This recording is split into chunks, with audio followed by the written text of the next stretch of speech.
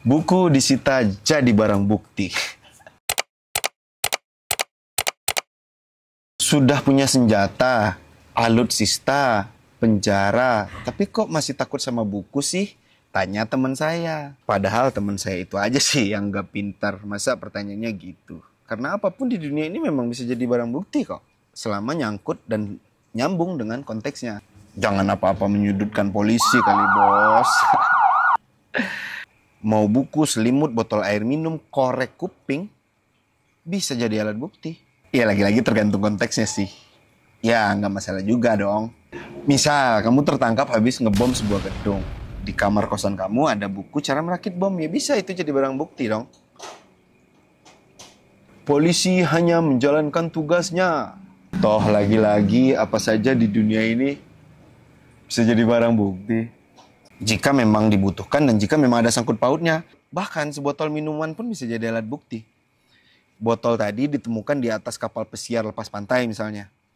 Sudah tidak ada penumpangnya di kapal itu. Kabur semuanya barusan naik helikopter guduk gitu. Nggak taunya polisi yang datang telat dikit aja. Mafianya udah kabur. Dan cuma satu-satunya ada barang bukti yaitu botol minuman. Dan di sana ditemukan sidik jari. Secara bendawi botol minuman itu netral. Tapi secara konteks itu tadi yang saya maksud. Nah dari botol minuman itulah ketahuan ini sidik jari siapa mafianya. Bisa ditangkap toh. Kerjaan polisi beres. Maka begitu juga dengan buku. Seperti botol minuman tadi, buku yang dijadikan alat bukti harusnya diperiksa dong. Dibaca dong. Wow, ini mah cara yang brilian sekali. Polisinya akan baca bukunya. Ini udah nih Madilog terbitan pertama tahun 1951. Bumi Manusia juga versi jadul nih. Raja Terakhir nih, robohnya surau kami. Nah ini legendaris nih. Mati ketawa ala polisi. Mari kita buktikan ya beneran mati ketawa nih. Pesan kopi. Mana kopi saya? Kamu tahu dengan siapa kamu bicara? Tidak. Saya kepala polisi. Saya pecat kamu nanti.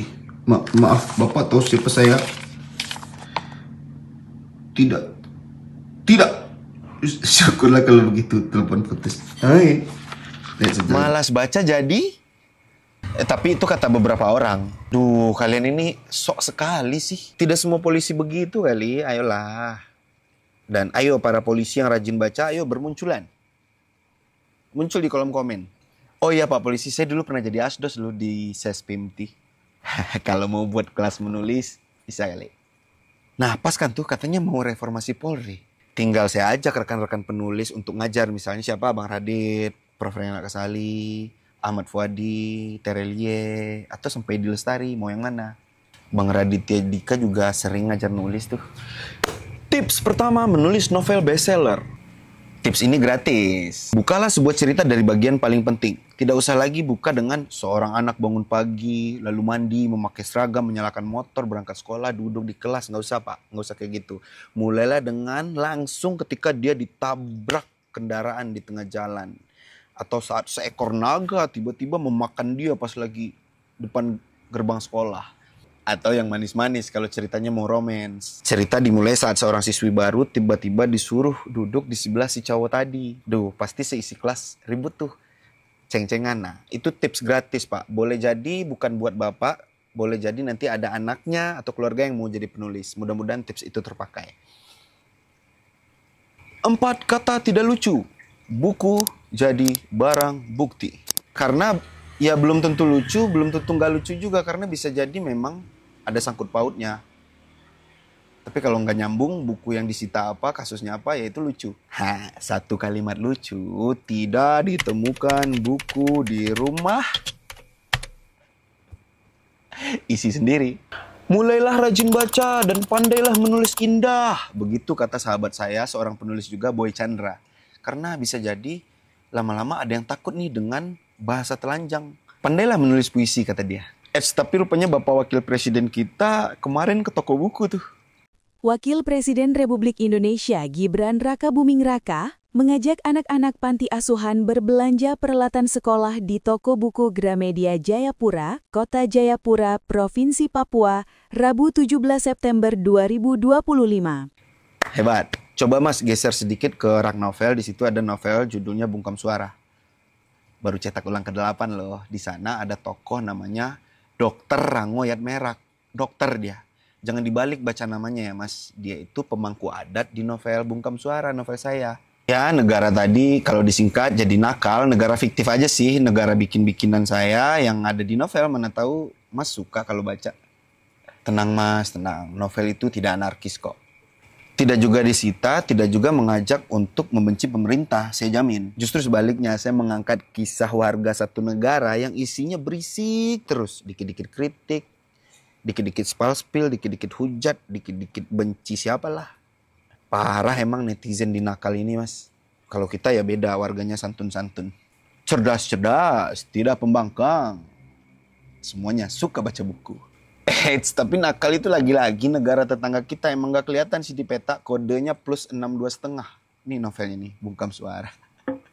Nah, gitu Mas Wapres. Kalau Pak Presiden sih saya udah gak ragu lagi karena beliau adalah pembaca buku yang rakus. Iya Pak, tulisan saya yang waktu itu sering saya upload di Instagram gimana ya Pak? Udah ada yang bisikin belum tentang isi tulisan itu? Zari Hendrik sih katanya mau bilang. Doi penulis juga sih. Ayo Pak, pajak penulis dan seluruh unsur dunia literasi ditiadakan. Negara ini kalau giliran pajak ngebut, tapi giliran buku kami dipajak negara cabut. Nah itu dia, buku bajakan juga diberantas. Subsidi kertas, kasih biaya beli buku gratis. Terserah buat si siswanya mau beli buku apa aja. Makan bergizi gratis, ya oke lah. Coba juga tambahin tuh Pak. Baca buku gratis. Biayanya nggak besar kok kalau dibanding sama MBG. Dijamin nanti selesai 1 periode Bapak, tingkat literasi di Indonesia meningkat pesat sekali. Kecuali negara takut kalau orang-orangnya makin rajin baca buku. Enggak sih, saya nggak yakin negara takut. Ya kita mah warga Indonesia senang Pak, yang gratis-gratis Pak. Senang kita. Ya asal nggak ada yang muntah-muntah aja karena basi sih. Kayak kemarin di Luwuk Banggai. Sampai 100-an orang masuk UGD. Itu BTW tempat saya riset novel Berlari Pak, sequel novel Melangkah.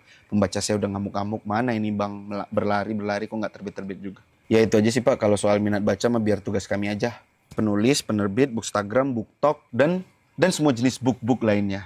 Termasuk book cafe, book snoops, e-book. Termasuk ibu-ibu tuh sekarang jadi rajin baca loh Pak. Pembaca saya, ibu-ibu itu paling banyak baca novel yang dompet sepatu ibu. Itu favorit mereka. Oke, Pak Presiden coba lakukan itu. Mana tahu minat baca jadi ngebut.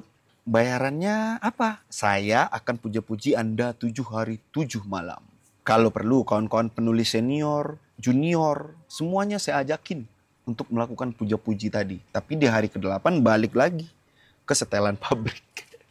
Bukan mengkritik terus, tapi jadi negarawan. Saat harus mengkritik ya mengkritik, saat harus mengapresiasi ya diapresiasi. Itulah negarawan. Seperti inisiasi reformasi Polri, wah itu sih layak dapat apresiasi ya. Semoga tidak wacana. Yang jelas beberapa minggu terakhir sih kami tidak mendengar suara tetot di jalan. Nggak, dengar nggak? Gua sih udah nggak pernah dengar 2 mingguan terakhir. Kawan, bacalah minimal 2 buku per bulan. 1 fiksi, 1 non-fiksi. Fiksi untuk hati, non-fiksi untuk kepala. Lihat perbedaannya setelah kamu konsisten dalam 3-6 bulan. Lihat dari caramu menganalisis situasi, caramu berkomunikasi di pergaulan dan di pekerjaan, barangkali juga cara rezeki mendatangimu. Nggak ada yang tahu. Sudah banyak kok yang merasakan, pembaca saya, merasakan faedahnya seperti kata Bang Radit. Baca buku adalah investasi dengan ROI terbaik. Bayangkan kami para menulis meriset novel, meriset sebuah buku itu bisa berbulan-bulan, bertahun-tahun, membaca puluhan jurnal, mewawancara ratusan belasan orang. Dan itu hanya kamu konsumsi dalam sekali duduk atau mungkin beberapa jam, beberapa hari. Kurang tinggi apa ROI-nya? Menarik kan? Bahkan buku bekas pun tak masalah kawan.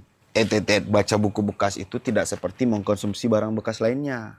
Buku bekas, jalan ceritanya tidak hilang. Kalau kamu beli mobil bekas, mungkin ada baut yang hilang, atau jendelanya geser sedikit ininya, wipernya. Baca buku, ceritanya sama. Walaupun bukunya bekas, episodenya sama persis, nggak berubah endingnya. Kalau buku ya gitu, mau madilog sejak tahun 1951 cetakan pertama, isinya sama persis. Tidak berkurang 1 kalimat pun. Maknanya tetap sama. Juga seperti Bumi Manusia yang dulu katanya membawa buku itu sama seperti membawa bom. Atau buku Raja Terakhir, yaitu Robohnya Surau Kami karya Nafis.